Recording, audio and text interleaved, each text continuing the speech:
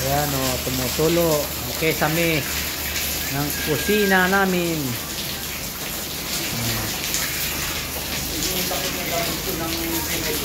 Lakas ng tulo oh. Lakas ng ulan eh, kaya tumulong kusina eh.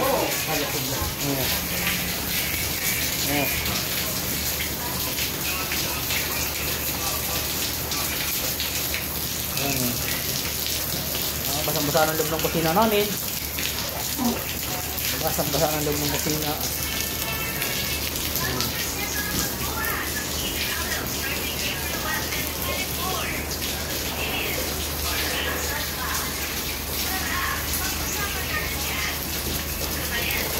Ang dami natulo din eh. Natulo. Naulan din dito sa loob.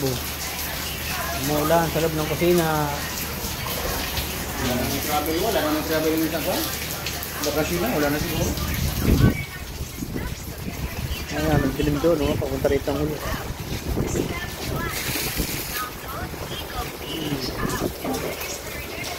Heavy rain. Lakas ng hangin. Wala pang kwan eh. Wala pang tulo. Wala pang tulo eh. Kahit kasi nung may tulo eh.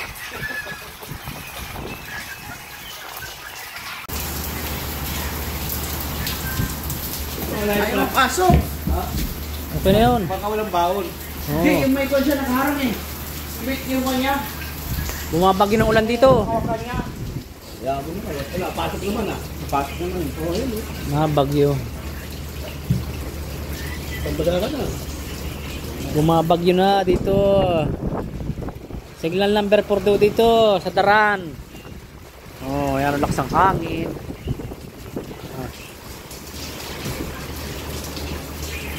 Tubig ko. Oh, sarap mata mo. Napakabasa na. Meron pa yan? Bagyo eh.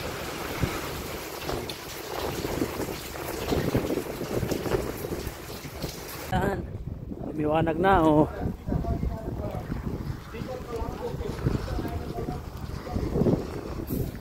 Ayan oh. Baha oh. Paligid, kamatis, mga lunod na kamatis o nalunod na.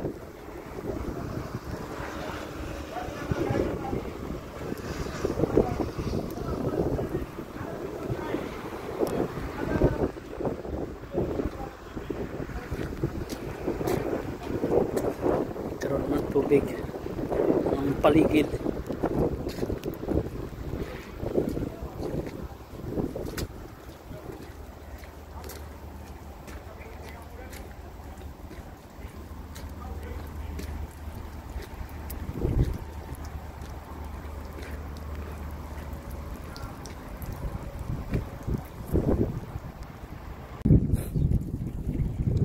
Ayan o, lunod ang mga tanim na kamatis. Ayan, lakas ng ulan ngayon simula kagabi ang ulan, kaya ganito oh. Yan yung tubig galing ulan, hindi na yan galing sa Poso Negro.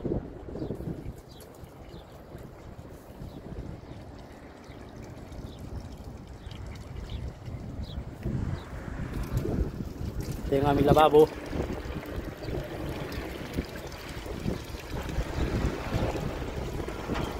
Huhugas ako.